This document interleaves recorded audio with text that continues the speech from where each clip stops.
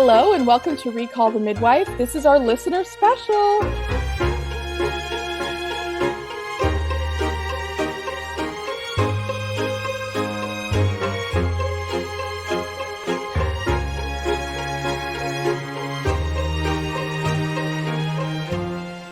I'm Jen. I'm Becky. And I'm Alex. And today we've doing it a bit different than normal. We've asked our listeners. Well, actually, we've already had a load of questions to us, and we thought, well, do you know what? We'll do a listener special, answer some questions. We put some about translations out there, but also I've actually in my hand. You can't see this, but Jen and Becky are very lucky to see me with a mug in my hand of Horlicks. A beautiful winter-themed decorated mug. It's gorgeous. Yeah, and it's actually summer one. It's got blue and white, so I thought it was like kind of snow and everything. But I see it now. It's summer. Tell us what you think of the Horlicks, Al. Now, at first, I didn't like it, and I thought it was disgusting. That was my first, but it's like kind of grinds you down. I quite like it now. It's a bit. How can I put it? It's like a mold. It's like a savoury. This is the weirdest description. A savoury hot chocolate. Oh, so it's not that sweet. Yeah, it's not that sweet. But I'm wondering if the 1950s version was. But obviously, they're not allowed to put as much sugar in nowadays. It has got a sweet kick afterwards. Is it like a bedtime drink? Yeah, I reckon it's a bedtime drink. Yeah. So is this now going to become your 6 to 8 o'clock every night routine where you have done a hard day and Yeah, I do like it. Well, let's see how I sleep tonight. I might fall asleep halfway through this podcast. She's got a whole job to get through now. I don't have Horlicks because I'm avoiding my neighbours at the moment, so I can't go home. What if one of your neighbours is listening to this, Bex? I don't think they're probably an avid listener. No, we're having a Christmas light switch on and gathering, which sounds really posh, but it's not. Doesn't it, listeners? So I'm hiding out at my mum's house. So yeah, I have Horlicks, but I don't have access to it. So I've got a cup of tea. Do you know what? I've just necked that. That was lush. Right. Very good. They have turned me into an avid Horlicks. I was trying to think of partaker in a word that began with H, but I can't think of something that's Horlicks drinker, Horlicks fan, Horlicks. Yeah, but I was thinking of something HH. Anyway, I made myself a mocha coffee in solidarity because I don't have Horlicks over here. But someone said a Horlicks is Ovaltine.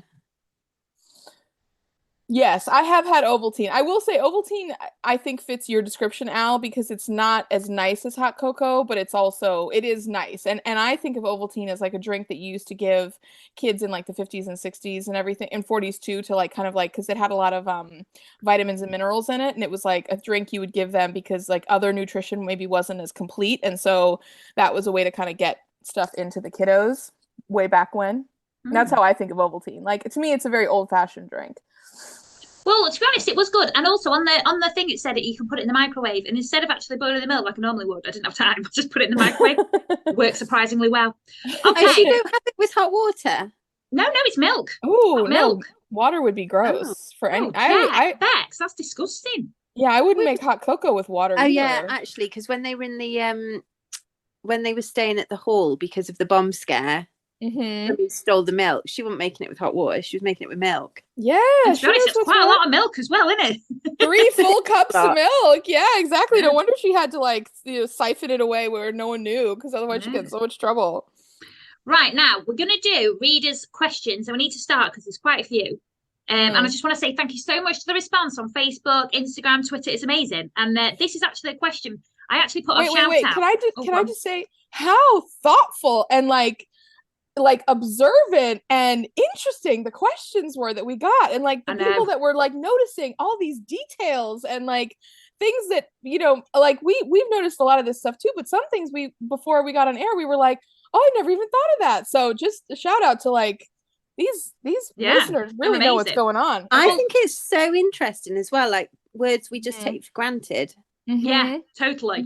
But anyway, so this one actually was, so I put a shout out on Facebook yesterday, just basically like, look, we're about to record a podcast, we're gonna drink some Horlicks, or just me, and I just want to but like, do you have any questions, translations, that kind of thing. But anyway, we had a question from Emily Davis beforehand. Hello, Emily Davis.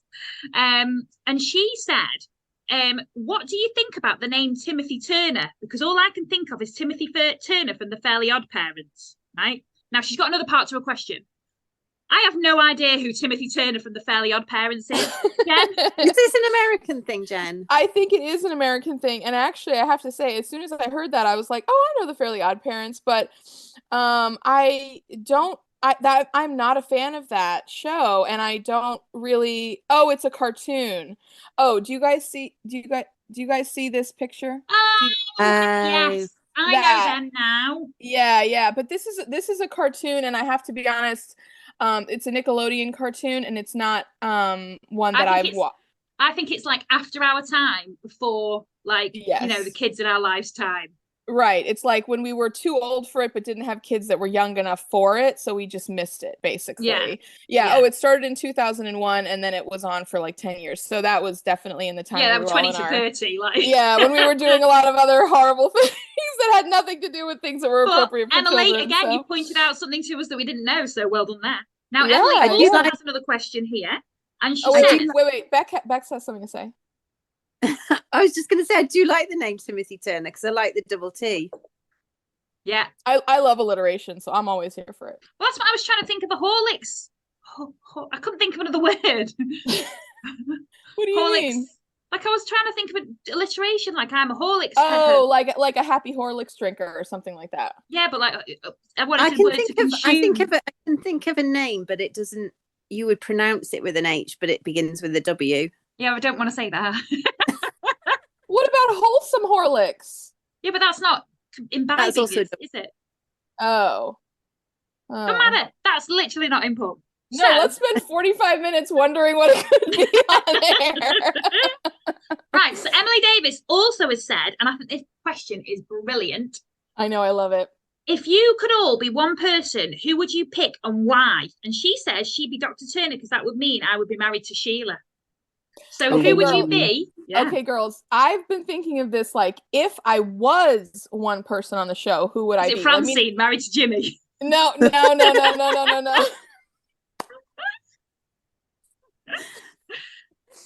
to put an embargo on the whole topic. No, I'm not even gonna make the comment. Okay. No, but so I have been thinking of it as, like, if I was one person on the like, who am I most like as a character on the show?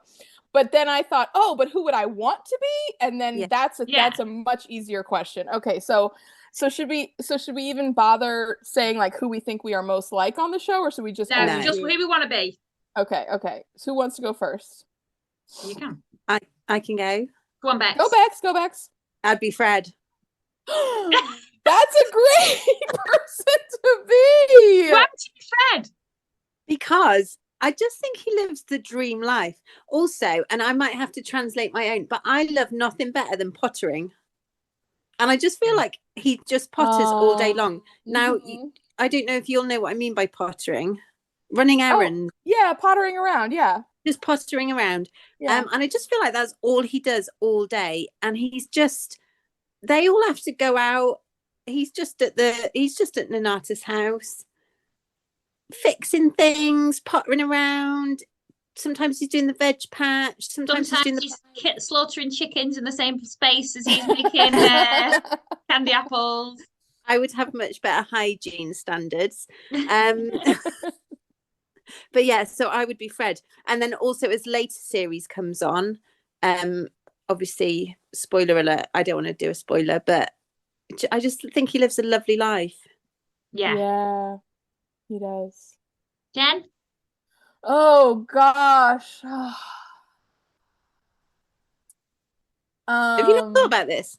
Well, the thing is, do you want me to go while you think? Well, see, here's the thing, because I spent so much time trying to think who I actually am that I didn't think of who I would aspirationally want to be. So, okay, Alex, you go real quick, and then I'll. Right, I thought long and hard about this, and I've changed it about 65 times. But I'm going to tell you who I would want to be.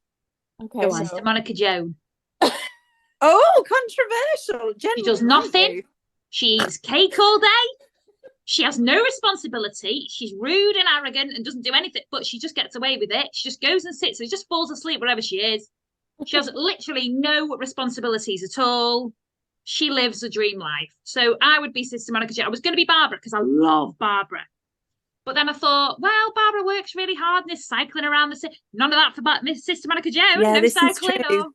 Yeah. No I mean, Sister Monica Jones has put in the work to get to where she is now. Yeah, but I want to be her now. Just direct straight to that. Well, how much have the three of us talked about like our plans for our retirement years together, where we can just like basically live our Golden Girls fantasy? And I mean, Sister Monica Jones is right there. Now, granted, she's dealing with some other complicated issues as well, but like she is living the dream in so many ways. Yeah. Exactly.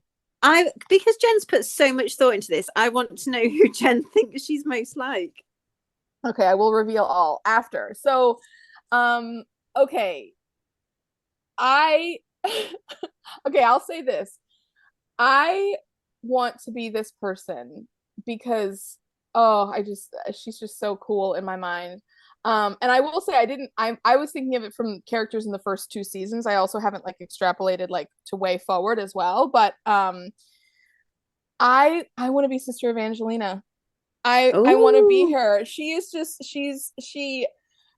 just like she's just so great. Like she just is so great. She is just the most solid person. She works so hard, which, you know, it'd be nice to sit around and have more fun or hit that, but she works so hard. She just knows exactly who she is. She is so solid in her own self.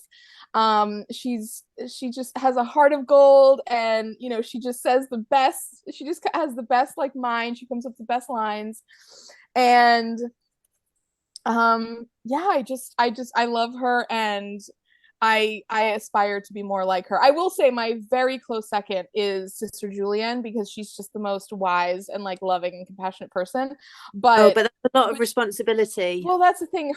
Be like me. Be like Sister Monica. She's constantly carrying the weight of the world on her shoulders, and that is just like really tough. So Sister Evangelina gets a lighter load and still has so many positive attributes. So yeah. Although I would go ahead. I was just gonna say, one of my reasons for being Fred is I don't want to deal with anything medical because I cannot stand the sight of blood. Now, I would have had to have dealt with that, but if I'm just going to be transported into a body now, then that's fine, innit? So you're fine. You're good. Sister Monica Joan barely will look at a paper cut, you know? So she's... Well, let's just fall asleep before, just eat some cake. Okay, so now we've got a load... So I put on about... because obviously a lot of our listeners and a lot of watchers of Call the Midwife are American, as are you, Jen, if you hadn't noticed. I just recently figured it out, yeah. But we have quite a unique opportunity here because we've got 2 Brits. Becky lives in the south. I live in the north of the UK, in Cheshire. And obviously, as you can probably tell from our accents. But obviously, there's differences with accents in region and stuff like that as well. So it's something that a simple Google Translate doesn't always necessarily help with. So we put about translation, so we've got quite a few, so we're gonna try and get through them all because it's quite a lot. Jane N. Holcomb on Facebook had to look up what a marrow was, which made me laugh, and she says it's a zucchini, but they just seem like a courgette to us. So is a marrow like a big squash? Yeah, but I think marrow, so I think marrow is different to a courgette, so I think marrow is different to a zucchini, but if you didn't pick a zucchini, it would just grow that big, and it would. So I thought a marrow was more like a root vegetable. No, it's not. Well, it's not. Oh, okay. It's grown in exactly the same way as a zucchini. So it would be just as giant zucchini, giant kitty. I thought it was separate, but I think it is just a giant, because sometimes sometimes neighbours are like, oh, I've got some courgettes from the allotment, and then they come in, I'm like, this is not a courgette, it's a marrow, and I don't want to have to deal with this. I have to say I feel very strongly about this because I grew up in New England, but then now I live in North Carolina, which is on the east coast of America, but kind of down south. And down here we take squash very, very seriously, especially summer squash, like, you know, like zucchini and patty pans and like, you know, yellow squash and like all those kind of things. And Lovely. They are lovely. And if you have a zucchini that is massive, it is hard and dried out and not worth eating. So down here, you would never eat a zucchini that was more than like 6 to 8 inches, like a little, like about this big around. I mean, listeners can't see, but you guys know what I'm talking about. So like to me, if you have a big, big zucchini like that, we wouldn't even bother with that. Can I just say this was the small part of her thing, because that was just she was actually right. So we've gone too far. We've solved it. We've solved it. Yeah. But, right. So, and she says, and someone called Fred a grafter. Now, in my accent, it's grafter, but on Call the Midwife in the southern accent, well, not southern Becky, because would you say grafter Bex or grafter? Yeah, I'd say grafter. Yeah. Whereas in I London, don't think anyone would say grafter unless they were really. He's a grafter. They would in London. He's a grafter. Oh, maybe they would. Yeah, I would say grafter. Yeah, but a grafter is someone who grafts really hard. So someone who works really hard. And actually, on a Love Island note, grafting, when you're grafting someone, it means you're working really hard to chat them up. So that's actually, we're actually got across to our Love Island podcast that's yet to come. I was about to say that I'm a grafter, but now that you've put the Love Island bit in there, I don't know if I want to say that. But this is also where I think I'd do well as Fred, because my grandma says that I'm a worker. So there you go. Yeah, there you go. Whereas I just enjoy. I actually am a hard worker. Just saying, I am a grafter. Yeah. Right, Susan. We're all hard workers. Well, Sister Monica Jones isn't. Susan Fox. Susan Fox says she's a little confused about biscuit. I love a biscuit. Is it the same thing that we call a cookie, or is it a cracker, or is it something totally different? Now, I've been to America and I've had one of your biscuits and I got really confused. Yeah. Also, do you remember when we had a big topic right here? This is a big one. We had, when we met at university, literally like 2 months after we'd first met, we had a Thanksgiving dinner, and one of the Americans made biscuits. Yeah. Which I think I think of your biscuits as being a cross between a dumpling and a scone. Yeah, I think biscuits and scone. I think American like biscuits savory and scones are very close cousins to each other. The method for making them is almost identical. Scone, not scone. That's another podcast on its own. Yeah, we won't even go there. But yeah, so and this was something that really threw us all off when we all first met each other, because there were some Americans and then a bunch of Brits when we were all in university together. And so an American biscuit is like a flaky, like dough pastry baked thing that, you can split and, put butter, jam, all that kind of stuff on it. A cookie is any We know a cookie. Yeah. A cookie is is sweet, but they can be crunchy, they can be soft, they can be chewy, they can be any of those things. Do you have shortbread over there? We do have shortbread, but shortbread would be a cookie to us. So we'd call that a biscuit. Yeah. Right. Yeah. So when we're talking about biscuits, we're basically talking about cookies. Yes, biscuits and cookies are pretty. Well, someone here, Carmen Alaska, 18 on Instagram, said about Garibaldi as well, because he talked about the Garibaldi. I love a Garibaldi. Oh yeah. A Garibaldi would be a cookie for us as well. Yeah. Oh really? Even biscuits. Well, wait. What's a Garibaldi? What is? Well, describe it. It's got like little currants in, and it's dead thin. It's quite sugared on the top. I like the one where they've got the brown sugar on top, and it's like really thin and like a bit crackery, but really sugary. See, I'm not a fan of the currant, so I've not gone near a Garibaldi. If it's sweet, it's a cookie. Yeah. If it's savory or it's not sweet, then it's a cracker. Yeah. It's a cracker. I think See, here's actually like a very quick bone to pick. This is what always annoys me on now. It's one of my favorite shows. I love it. But on Great British Bake Off, when they do Biscuit Week, and they always make it like a shortbread or a gingerbread or like a cookie that can like hold up the Eiffel Tower or whatever. And it's like, when can I just get a delicious, soft, gooey chocolate chip cookie or something on there? Like I always am like, there's more. Jen, we're doing translations. We've not got time for this. I know. Right. Yeah, but I have to say, you're limiting yourselves. No, I need to talk about biscuits more. When you say, can we not get like a cookie, as you know it, Jen, is a very, very minor part of the biscuit world. It's a small time player. Do you have bourbons over there? And custard creams? Those are sandwich cookies to us. Wow. It's two cookies with like filling in the middle. That's a sandwich cookie. Yeah. Yeah, but do you have like do you have them custard cream and bourbon over there? not as like an American thing. You can get them, but they're not popular in the cookie aisle the way that Just like an anyone Oreo. who's listening, if you've not had a custard cream, just go Oh, out. they're delicious. They're delicious. They're delicious. Do you have I love malted them. milks? No. What about rich tea biscuits? Oh, I love a rich tea. Oh, I love biscuit. You know what? You can get those at the store in like the international aisle.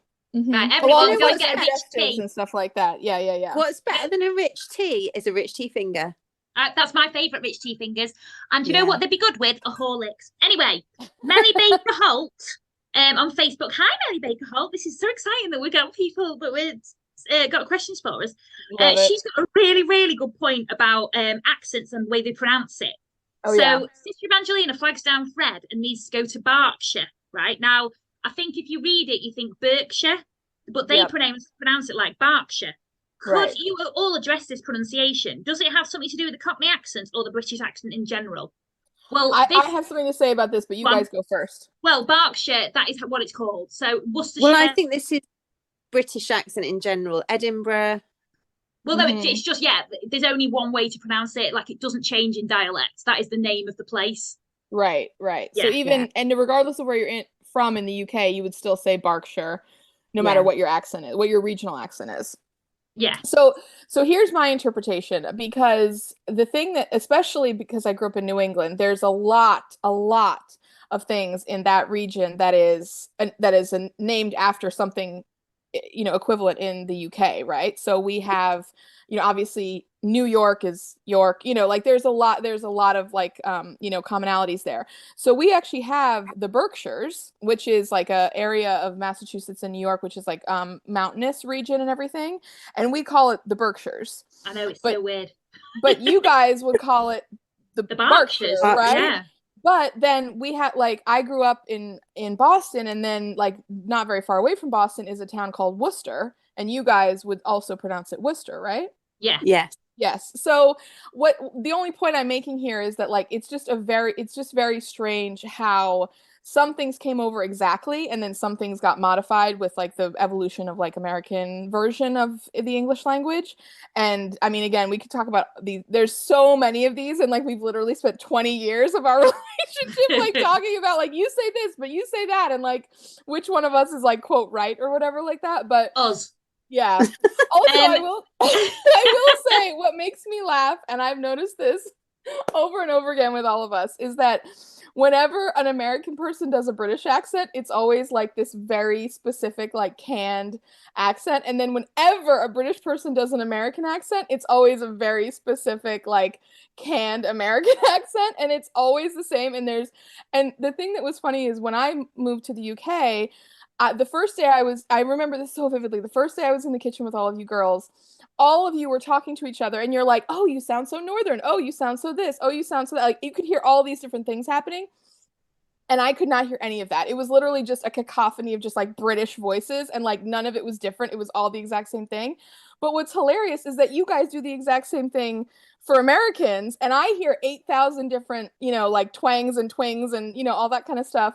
And now that I've been going to Britain a lot over the years and like know you guys and everything, I hear all those differences too. But it will never not make me laugh. It's always amusing. So I think we do notice some like a Southern American accent. Oh, some extremes are very obvious. Some are really extreme. Maybe that's wrong to say extreme, but some of them we notice, but there's probably a lot of variation that we just don't pick up on. Yeah, definitely. Okay, so another one. This is actually about a drink. So Nickerson Power on Instagram. This is honestly, I feel like a proper real person, like presenter or something. Nickerson Power on Instagram has messaged us, and they're saying about gin and it. Now, gin and it. Yeah, gin and it is a cocktail. I prefer gin and it to a gin and tonic. I don't actually like gin and tonic because tonic's got quinine in it. Tonic.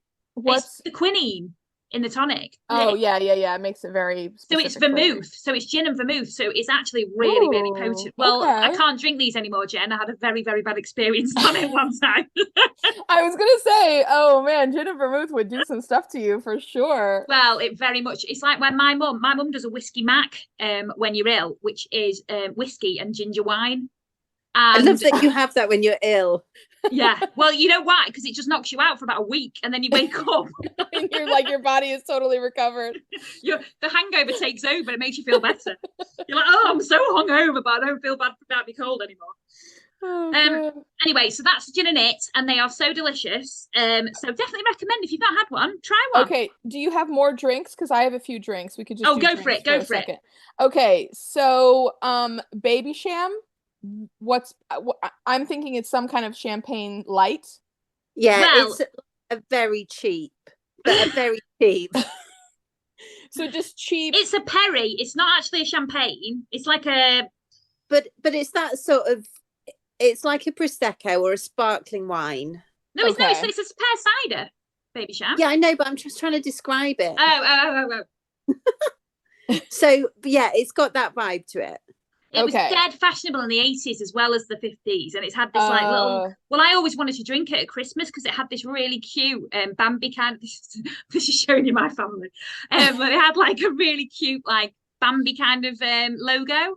Oh, so I was allowed a bit at Christmas. Yeah, I've had baby. I used to have it at Christmas when I was like 5. That is your family to a T. We had it at a Christmas party once, and a big. Our team went out at work, and I don't know what. I mean, I was a lot younger, and I could take the alcohol, but everybody picked a drink, and then everybody drank that drink. Oh wow, that would send you down a hole so quick. I think. Yeah, it got messy, and then. But at one point, I do remember having Baby Sham at dinner. Oh, babe! I got It's nice. It's quite nice. It sounds delicious, actually. Yeah. The next time I come over, we're gonna have to have a little Baby Sham. Then somebody ordered a White Russian, and it took a turn because I love a White Russian. Oh, I love a White Russian too. But when that's you're drinking 10 but different drinks in one night, it just a lot. It just caused curdling. It was not good. Oh, okay.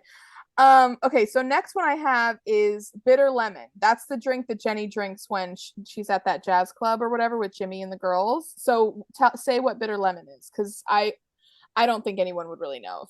Well, I used to work at a bar, and people still ordered bitter lemons. This is like 20 years ago, and it's just a lemon flavored like soft drink that's got a bitter. It's horrible. I don't know why people drink it. Like it's just right. But it's like a lemonade. It's very refreshing, actually, if you have it, and it kind of quenches your thirst quickly. But it's not like carbonated or anything. Right, but it's got lemony. It looks like there's like lemon juice in it, right? Yeah, it's really like cloudy. Yes. Okay. Yeah. Now so that's what I was looking for. Now this is another thing that really flummoxed me when I moved over to the UK. You guys you also use the word lemonade for what we think of as Sprite and 7-Up, which is like a clear soda, basically. It's soda pop, but it's but then you guys call that lemonade, and for us, lemonade, you guys call lemonade something different. But when I think of the word lemonade, I think of lemon juice squeezed into a thing with sugar, water, ice, and it's like there's no carbonation, there's no nothing. That's what Americans think of lemonade. That started with hipsters. That started taking off over here in like little bottles and stuff. But lemonade was never a thing over here. People I used to remember seeing like Charlie Brown and Peanuts. They used to sell it by the side of the road. Like that's never really been a thing over here. Like lemonade over here has only really been like the Sprite and 7-Up kind of thing. Like obviously without the lime. But do you know what I mean? So what you're talking about, we would call a cloudy lemonade. Yes. Mm-hmm. But not carbonated, even though they do carbonated carbonation. No, so you can have, so you'd have still, but you can have sparkling, so you could have still or sparkling of that. Yeah. See, so that's different for us. Okay, and then because we're on foods, I just have a couple other ones. Okay. And this is also interesting because I think regionals have. Oh my God, are we still doing drinks? Because I was going to say Snowball. Oh no, I'm done with drinks. Okay, Snowball. Excuse me. What is that? Snowball is half Advocar, half lemonade. It is disgusting. Ooh, that it kind of has this like the effect on the top looks like a snowball. But someone asked about that, but I can't find that who did it. Also, Boris Banning. I'm hoping they're talking about Boris Johnson on their Instagram said about it said on many episodes, why would they say well sugared about tea? And that just means putting loads of sugar in there because they reckon that go on, Beck, sorry. Well, I was just gonna say lots of sugar in your tea. Yeah, but they reckon that helps shock. Yes, yeah, that was my mom actually said that. She's like they often say like put a lot of sugar in the tea because when you've had something really stressful happen to you, your body will like shoot out a lot of insulin to help deal and like stress hormones and everything, and that depletes your blood sugar. And so if you have a tea with like a lot of sugar in it, that helps kind of like restore you, almost like how you would drink like Gatorade or Lucozade or whatever after you've had like a hangover because you're so dehydrated. So tea, well sugared, kind of restores you of what you've lost when you've gone through a stressful or traumatic experience, is how my mom described it. A very old-fashioned cure for that. But okay, any more drinks? No, sorry, carry on. Okay, so this is okay. So there's regional differences, and I've heard all you guys say different things. So the difference between dinner, lunch, supper. So in America, I'll just say this: we have breakfast, lunch, and dinner. That's what you would say. Now, if we were going to use the word supper, which is not as common, but supper would mean your last meal of the night, like between like 6 and 8 p.m. or whatever. If we would say tea, that would never imply a meal. That would only imply a drink, and that's it. If you say, oh, tea time, then that could imply like, oh, I'm going to have a cup of tea with like a cookie or a biscuit or some piece of food, but it's not a meal. But you guys also use tea time to imply a meal. So do you want to expand? Well, it also depends on regions here as well. Right. So where I am, it's breakfast, lunch, and tea. Yes. And then if you have something before bed, it's supper, right? But we're not well posh. Only poshos say that. So it's like you what, sorry? So supper is after tea for you in your region, Alex. Yeah. Okay. But I'm with Alex. I have tea. What you having for your tea? Yeah. But a lot of people say Manchester area and things like that would say dinner rather than lunch. So they wouldn't use lunch. And sometimes dinner. I dinner as being lunch. Mm-hmm. And see, we have a friend who's Welsh, and I've heard her use the word supper for lunch. What? For lunch? Oh no, that's just because she's nuts. Supper is never lunch. Maybe she hasn't. But we all know who you're talking about. She probably has. I love her, but come on. Anyway, tea time as dinner like really threw me for a loop because like there were so many times where you guys would say stuff and I would just be like, wait a minute, what are they talking about? Yeah, you come home, you're like, Mom, what's for tea? I'm starving. And I would be like, I don't know what this means. Okay, then since we're on foods, and this is something that comes up in the Christmas episodes, and it really came up in the most recent Christmas episode we discussed. And this was something I had to figure out when I moved to the UK. The difference between celebrations, selection tray, and then there's another Christmas box of sweets that you guys have. You guys want to tell what those are? Celebrations back then. Maybe they didn't have celebrations. Was it Quality Street? Quality Street is what they said. Yeah, Quality Street. But Quality Streets. Explain what those are to the girls. It's Christmas for me. Same. And roses. Yeah. Oh, roses as well. Yeah. Mm-hmm. Yeah. So Quality Streets is basically just a box of chocolates, but they're all individually wrapped in foil in the tin. Uh-huh. And then there's just a selection of different. So there'll be like, what is there? There's like a coconut one, an orange cream one, a strawberry thing. The one I love is one that's like caramel, soft caramel with like a nut in the middle, a hazelnut in the middle, and then wrapped in chocolate, and it's delish. The purple one. Mm-hmm. I love the green triangle, but every Christmas my aunt used to have a box of Quality Streets. So yeah, I think every household does. And also, like Cadbury's does like something, and then I think Galaxy Roses, and then Galaxy does something. Well, there's miniature heroes now, and then celebrations. But what companies do which boxes? Well, that's a very good question. I think celebrations is Cadbury's, and miniature heroes is Mars. Mars, yeah. Well, there's Galaxy and look like Bounty and stuff in one. I can't remember which is which.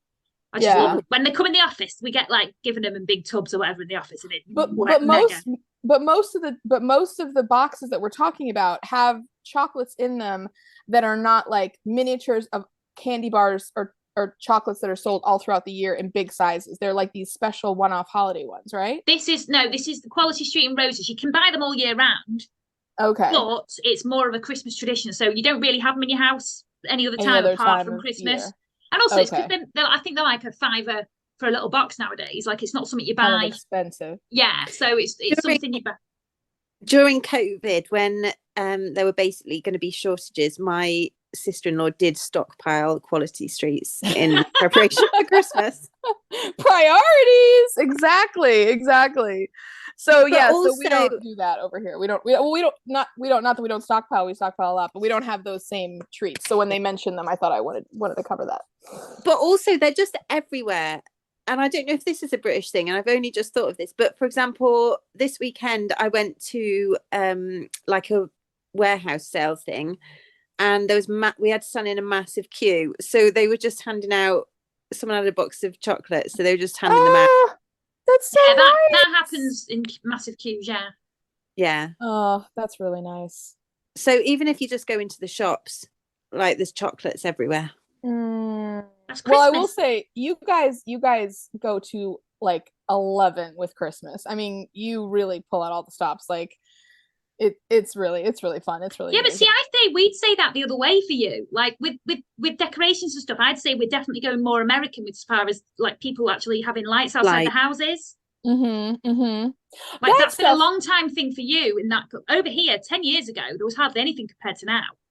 Yeah, I was thinking about this the other day though. Like I agree with you, and America like just loves to go hard for like any of this kind of stuff. We certainly do, but I feel like you guys do like Christmas episodes of all the shows, Christmas #1s, Christmas this, a Christmas like you guys do Christmas in a very like intense and like special way. And I feel like in America, the way our kind of year goes and everything, like we're always taking a break for a party or like a celebration or some kind of holiday or whatever, like, you know. And especially once fall hits, it's like it's Labor Day, then it's Halloween, then it's Thanksgiving, and then it's Christmas, and then, you know, New Year, whatever. And like I kind of feel like in America, like by the time you get to Christmas, like there's already been so much Christmas, but there's also been already so many other things too that like it, like, whereas you guys don't, I mean, you guys do celebrate Halloween and everything, but you don't have Thanksgiving. Really. Yeah, but not the same way that we do. And like, and you obviously don't have Thanksgiving, so the Christmas thing kind of then gets what meat do you have? I've been to Christmas at your house in America, like Christmas Day. Was it ham you have on Christmas Day? Or was it turkey? You don't have turkey, do you? I would say Christmas is if you're gonna have meat, it's usually a ham or a turkey or like a big roast beef or like a celebration. But it's not like over here. Most people have like we have beef Wellington, but that's unusual. Like it's usually turkey with all the trimmings. Yeah, ham is really common, and a turkey is also really common. But the thing is, a lot of us have just eaten a whole turkey like a month ago. And yeah, that's what I mean. So it's kind of like you can do turkey, but then sometimes you're like, well, I just ate a whole turkey. I don't need to eat and a whole turkey. And it's quite sweet as well, like the yams thing. Is that marshmallows on the top? Yeah, like I'm not slagging off your Christmas dinner. It was lovely, but I was just very different to what I was used to. Yeah, well, sweet potatoes with marshmallows on top is a real American Southern thing. Yeah, but I love it. I mean, I always make that every year. It wasn't. I didn't love it. It was that I wasn't expecting it. Yeah, we threw you a loop on that one. Yeah, I was like, what marshmallows? What? Right, I'm going to say this now, ladies. We've talked so much on this that we've literally run out of time. So I'm going to say thank you so much for listening. We're going to have to do a part 2. Thank you so much for listening. Okay. Bye. Bye.